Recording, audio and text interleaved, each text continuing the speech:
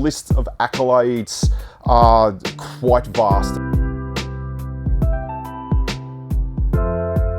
Hey, how you going, guys? You've tuned in again to Hearns TV, and it's me again, Dan, and always a pleasure to have you tuning in, hobby enthusiasts, to check out all of the cool stuff that we're going to show you. And I've got another unboxing video to do for you today, and I'm going to show you an aircraft that is very famous, actually, for lots and lots of different reasons. Its list of accolades are quite vast. I wish I could go into detail about all of them, but I would like for you guys to meet the TBM-3 Avenger.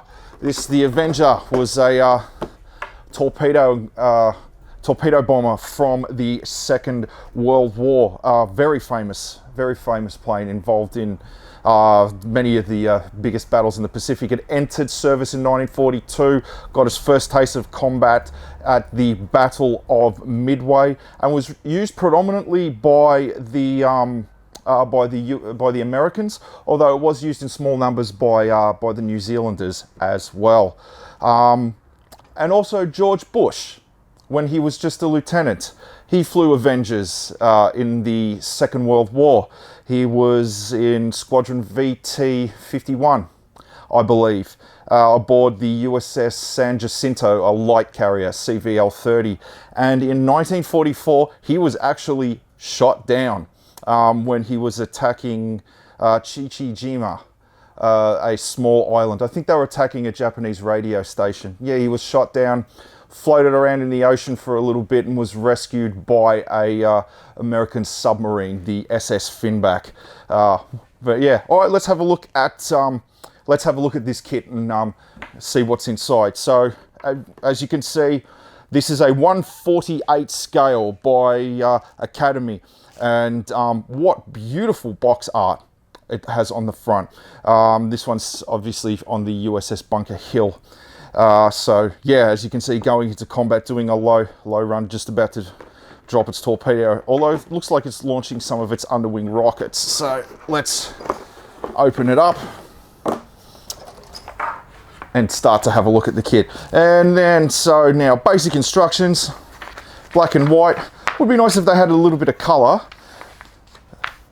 See, pretty big, easy to follow. I like the fold out. I like how it folds out, very big. And yeah, very easy, quite simple instructions. But once again, you know, I would have liked a little bit of color in the instructions, so you could see more of the camouflage and the painting that they do on the aircraft. But let's get stuck into the pieces, shall we? Now, we'll start off. Here we've got, this is part of the interior, obviously, where the crew would be. 3 crew members on the Avenger, and here the parts of the engine, the very front of the engine. 1,900 horsepower engine on the Avenger. Yeah, fair bit of grunt, and a pretty big weighty engine, actually. And here's some of the landing gear. The Avenger was actually the heaviest single-engined aircraft of the entire Second World War. Despite that fact, it did its job quite well. Here we have, and these are the doors that would open the bomb bay where the torpedo would have been housed, just at the underneath the aircraft. And then more of the interior here, some of the landing gear there. Now let's have a look at the fuselage, shall we? And there, and there. As you can see, the Avenger was a little bit chubby, but it was a beautiful plane nonetheless. Like I was saying earlier, the heaviest single-engined aircraft of the war. And this is where the wings would meet the fuselage. And here, there's a door where that's how the crew got in and out, through a door just there on the side of the plane. And the tail itself, the crew would have been, the 3 crew members were here. There was the pilot, and then there was also the rear gunner at the back, and then there was the bombardier and radio operator, but he also was the ventral gunner just at the rear down there.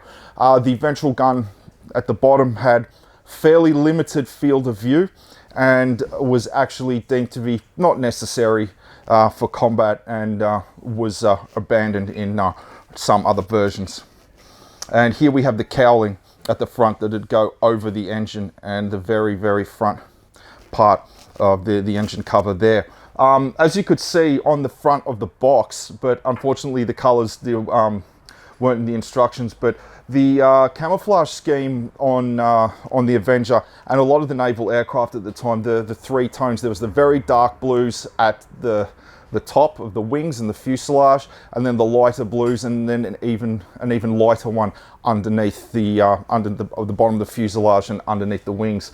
I think that camouflage pattern is spectacular. It is very attractive.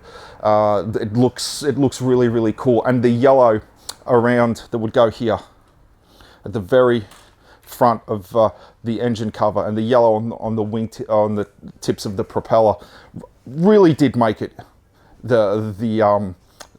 make it stand out a little bit more vibrant. The yellows actually, this plane would look really good once you'd finished it. And now we're going to have a look at the wings. And yeah, big wings on the Avenger. Keep it nice and level and provide lift. There were actually, along the leading edge of the aircraft, there were some intakes that were aided in keeping the nose up and keeping it stable at low speeds and on high angles of attack. Low speed performance is of extreme importance with the Navy. And the tail planes there, and this obviously where the landing gear would retract into the wings. Now, weapons. As I said, the Avenger was designed to be a torpedo bomber, but it was also used in ground attack and troop support. So we're going to show you some here. It actually doesn't come with a torpedo. It's only got the this version with bombs. Now that's got a few different kinds here. You got smaller ones. These are probably about the 100 pounder. And up here we've probably got the 200 pounder. And then up here, 500 pounder. It could carry 4 500-pound bombs. That's going to ruin your day if they get dropped on you. And then you've got 5-inch rockets here, and it could carry 4 under each wing. That's a fairly substantial weapons payload for attacking low displacement ships or enemy installations or strong points where you need fire support for your guys on the ground. And then there is the propeller. I'll hold that up to the camera. And the propeller didn't come with any molding. So yeah.